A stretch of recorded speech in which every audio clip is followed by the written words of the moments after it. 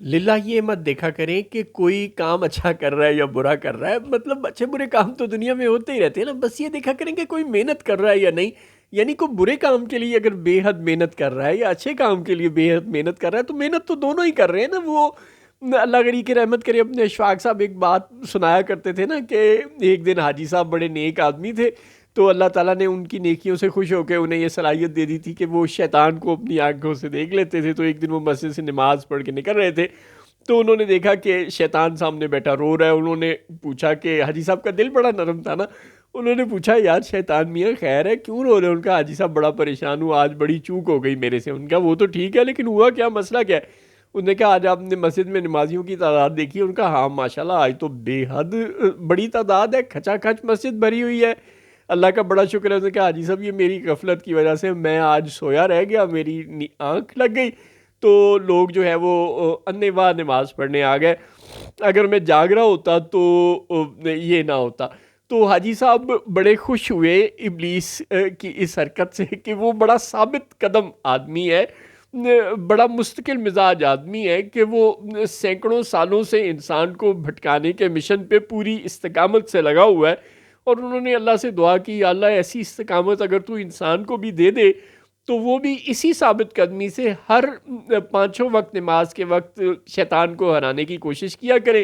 तो जिस तरह शैतान इंसान को हराने और जीतने की कोशिश में लगा रहता है, इंसान को भी इतनी साबित कदमी दे कि वो किसी भी वक्त तसाहुल से काम ना ले और साबित कदमी से हर नमाज के वक्त शैतान को हराने में लगा रहे। खैर, तो अपने बिलावल भुट्टो जरदारी साहब को ज़रा आप गौर से देखें कि ये 26वीं आईनी तरमीम का सारा क्रेडिट बिलावल साहब को जाता है। उन्होंने मौलाना फजल रहमान साहब को मिलाया, शहबाज शरीफ और मौलाना फजल रहमान के दरमियान पुल का किरदार अदा किया, पीटीआई वालों को भी मनाने की कोशिश में लगे रहे।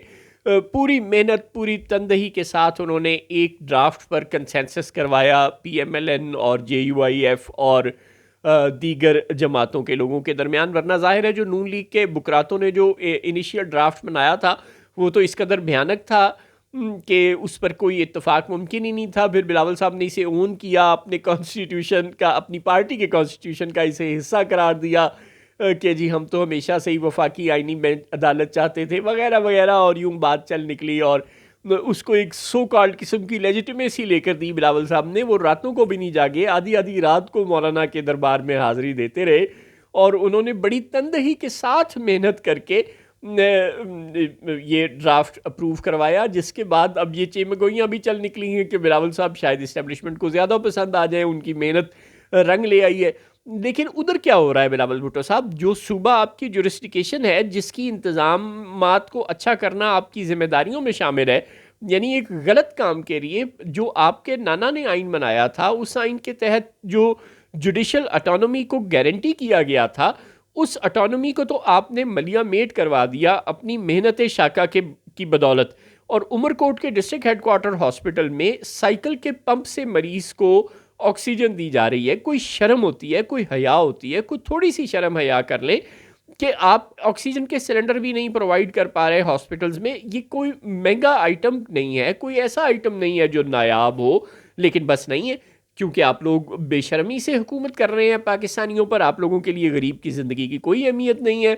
आपके अब्बा का तो पाँव भी फ्रैक्चर हो जाता है तो उसका इलाज दुबई में होता है, गज़ब खुदा का। पाकिस्तान में आर्थोपेडिक सर्जन मर गए हैं, लेकिन जो गरीब पाकिस्तानी है उसकी कोई औकात नहीं है। अल्लाह आपके अब्बा को भी सेहत कामला आजला मुस्तकिल्ला अता फरमाए, लेकिन अल्लाह ताला आप सब लोगों के दिमागों से फ़िरौनियत को भी निकाले, आपके दिमागों को भी सेहत कामला आजला मुस्तकिल्ला अता फरमाए और आपको थोड़ी सी शर्म हया अता फरमाए कि गरीब की जान भी उतनी ही कीमती है जितनी आप लोगों की जानें कीमती हैं। लेकिन नहीं, उमरकोट के हॉस्पिटल में साइकिल के पंप से हवा भरी जा रही है। बिलावल भुट्टो साहब 26वीं आईनी तरमीम के बाद शायद 27वीं आईनी तरमीम कराने में मसरूफ़ है और उनके अब्बा का इलाज दुबई के हॉस्पिटल में होता है। अगर दुबई में भी आपके अब्बा का पाँव फ्रैक्चर हुआ था तो आप उन्हें पाकिस्तान ले आते, यहाँ से इलाज करवा लेते। पाकिस्तान के सिंध हुकूमत के अपने हॉस्पिटल्स पे एतबार नहीं है तो अपने ज़ियाउद्दीन साहब के हॉस्पिटल में, ज़ियाउद्दीन हॉस्पिटल में ले जाते। वो तो आपके अब्बा के दोस्त का हॉस्पिटल ना, वहाँ ले जाते। लेकिन नहीं, ना आपको डॉक्टर आसिम पे भरोसा है अपने अब्बा के लिए और ना ही सिंध गवर्नमेंट के अपने हॉस्पिटल्स पर, मगर उमरकोट के लोगों के जिए या मरे जो गालबन 50 साल से पाकिस्तान पीपल्स पार्टी को ही वोट दे रहे हैं और पूरी ईमानदारी से दे रहे हैं, आप उनको, उनकी तरफ आपकी कोई नजर इनायत नहीं जाती। नहीं, फिर तो कैप्टन सफ्दर साहब 100% दुरुस्ती फरमा रहे हैं कि अब आवाम की खिदमत करने की तो कोई ज़रूरत ही नहीं है, बस सलूट करना चाहिए, सलूट कर दें तो वोट मिल जाएगा। तो बिलावल भुट्टो साहब, फिर तो आप सलूट इसी मेहनत शाखा के साथ सलूट करने का सिलसिला जारी रखें, आपको तो फिर वजारत उज़्मा की कुर्सी भी मिल जाएगी। फिर उमरकोट के लोग मरते हैं तो मरे, आपको क्या फ़र्क पड़ता है।